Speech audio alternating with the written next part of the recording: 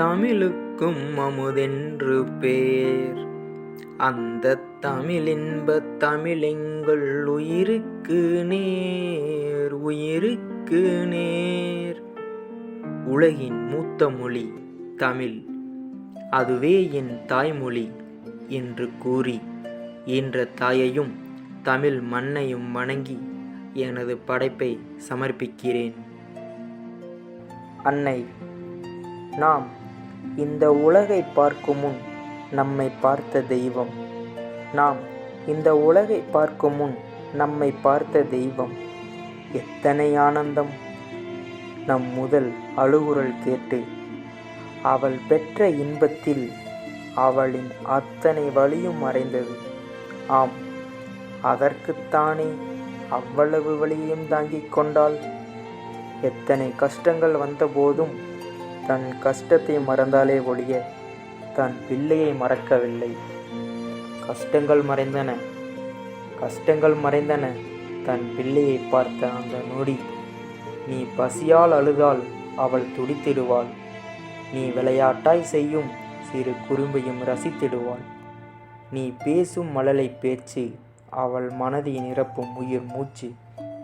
ஓடி ஓடி வேலை செய்வாள், அல்லும் பகலும் உழைத்திடுவாள், தன் வீட்டுக்காகவும் சொந்த நாட்டுக்காகவும். ஆனால் அவளை கவனிக்கத்தான் இங்கு யாரும் இல்லை. உலகிலே சிறந்த மொழி அவரவர் தாய்மொழி. உலகிலே சிறந்த மொழி அவரவர் தாய்மொழி. அதை கூட தாய்மொழி என்றுதான் அழைத்தார்கள். அதை கூட தாய்மொழி என்றுதான் அழைத்தார்கள். தந்தை மொழி என்றோ ஆசான் மொழி என்றோ அழைக்கவில்லை. அன்னை ஒரு கதை அல்ல, ஒரு காவியம். அன்னை ஒரு கதை அல்ல, ஒரு காவியம். அன்னை ஒரு வரி அல்ல, ஒரு வரலாறு. அன்னை தந்தைக்கு ஒரு தாரம் மட்டுமல்ல, ஒரு வரம். உலகெங்கும் தேடினும் எங்கும் கிடைக்காத ஒரு ஒப்பற்ற தெய்வம் அன்னை. அவளுக்குள் எந்த பாகுபாடும் இல்லை, எந்த வேறுபாடும் இல்லை. அவளிடம் இருப்பதென்னவோ அன்பு மட்டுமே. அவளிடம் இருப்பதென்னவோ அன்பு மட்டுமே. ஆம், முடிவில்லாத அன்பு மட்டுமே. அன்பு நண்பர்களே, இந்த காணொளி கவியமுது ஒளியலை வரிசையின் முதல் காணொளி.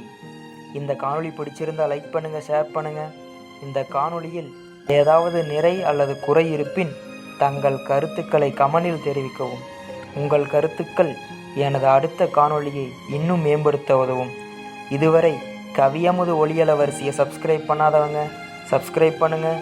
மறக்காமல் பெல் ஐக்கானை கிளிக் பண்ணுங்கள். நன்றி நண்பர்களே.